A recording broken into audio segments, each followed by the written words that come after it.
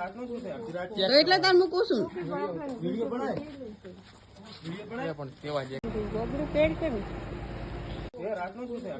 એટલે તાર મૂકું છું આપણે મીટર માં છે અમારે બસ મીટર માં ચાલુ છે હા તો રાતે આયા એટલે અમાર ચેકિંગ છે નું ખાલી કો તમે તમારું નામ શું સાહેબ આમને સમજાવો પેલા ગઈકાલે રાત્રે 12 વાગે મારા મત વિસ્તાર કાંકરેજ વિધાનસભાના કુવારવા ગામે ગરીબ મધ્યમ પરિવાર મેતુજી ચંદુજી ઠાકોર આખો પરિવાર સૂઈ રહ્યો હતો તે દરમિયાન શિવરી પોલીસ અને એક્ઝિબિશનના કર્મચારી છીએ એવી વાત કરીને રાત્રે 12:03 આ પરિવારના ઘરે ગયા અને ફટાફટ બધા સીડી ચડીને ઢાબા ઉપર ગયા. સીડી ચડીને ઢાબા ઉપર ગયા ત્યારે પરિવાર સફાળો જાગી ગયો, ગભરાઈ ગયો, તરત બહાર નીકળે છે. પોલીસને પૂછે છે કે સાહેબ શું મારો ગુનો છે, શેના માટે આવ્યા છો? ત્યારે પોલીસ શાંતિથી વાત કરવાની જગ્યાએ ડરાવે છે, ધમકાવે છે. ફરી એક અમારે ભારતીય દીકરી છે જે હસ્તકલાનું કામ કરી પોતાના પરિવારનું ગુજરાન ચલાવે છે, એ ફરી વાત કરે છે સાહેબ અમારી કોઈ ગુનાહિત પ્રવૃત્તિ હોય તો તમારા ધ્યાનમાં આવ્યો તમને કહો તો અમે તમને મદદ કરીએ.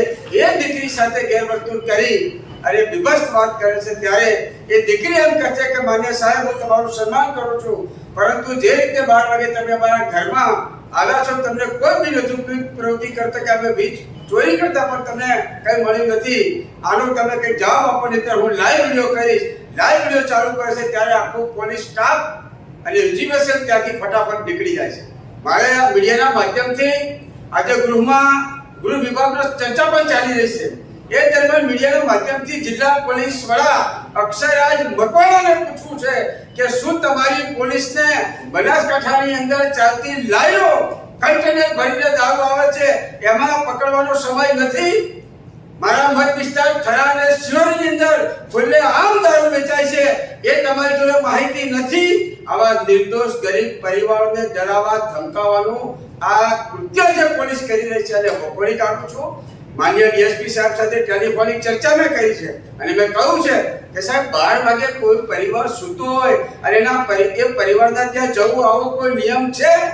ડીએસપી કહે છે ના સાહેબ આવો નિયમ નથી, પરંતુ હું આ બાબતની યોગ્ય તપાસ કરીશ. હું ડીએસપી સાહેબને વાત પણ કરી છે અને આ બાબતથી આવનાર જે કોઈ પોલીસ પરિવાર મિત્રો કોન્સ્ટેબલ, હેડ કોન્સ્ટેબલ કે પીએસઆઈ હોય, એક્ઝિબિશનના કર્મચારી હોય એમને આ બાબતનો કાં તો ખુલાસો કરવો પડશે, અન્યથા મારે આ પરિવારના રક્ષણ માટે થઈ અને એના ઘર સાથે બેસવાની તૈયારી કરવાની પડશે.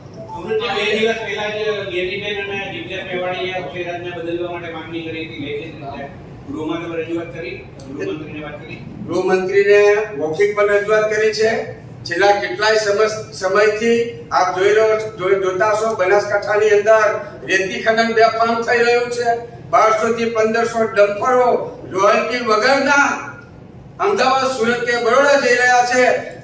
આખા જિલ્લાની અંદર બેફામ દારૂ વેચાઈ રહ્યા છે, ક્યાંય કોઈ પોલીસની રોકટોક નથી. સામાન્ય એક માણસ કદાચ 2-4 બોટલ વેચતો હોય એના ત્યાં રેડ પાડીને પોલીસ સંતોષ માને છે. ગેરીબેનના, જિગ્નેશભાઈના લેટર જે લખ્યા છે લેટરના સાથે હું સહમતિ આપું છું કે આ ગુજરાતનું યુવા ધનને બરબાદ થતા જો અમારે અટકાવવું હોય તો એસપીની બદલી કરીને કોઈ મહિલા એસપીની નિમણૂક કરવામાં આવે એવી મારી પણ માંગણી છે. આજે ગ્રુપમાં પણ આ બધી બાબતોની ચર્ચા થઈ. નાવડાએ એવું કીધું કે વરઘોડા કાઢવામાં આવે છે, નાના ગુનેગારો છે તો એને મારવામાં આવે છે, એના સરઘસ કાઢવામાં આવે છે.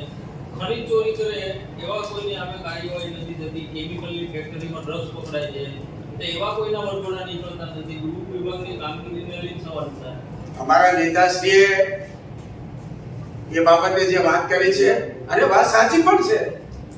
વરઘોડા નીકળવા જોઈએ, લગડાતા ચાલવું જોઈએ, ગુનો કરે અને સજા મળવી પણ જોઈએ, પરંતુ નાના માણસોને આ સજા મળે છે.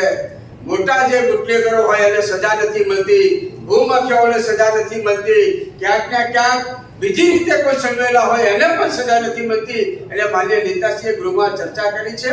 એ ચર્ચા સાથે કોંગ્રેસ પક્ષ સહમત છે અને વાતને અમે સમર્થન આપ્યું. અમૃતજી, છેલ્લો સવાલ એટલે બીજા કોઈ પૂછવા નથી સાહેબ? ઠાકોર સમાજના કલાકારોને શા માટે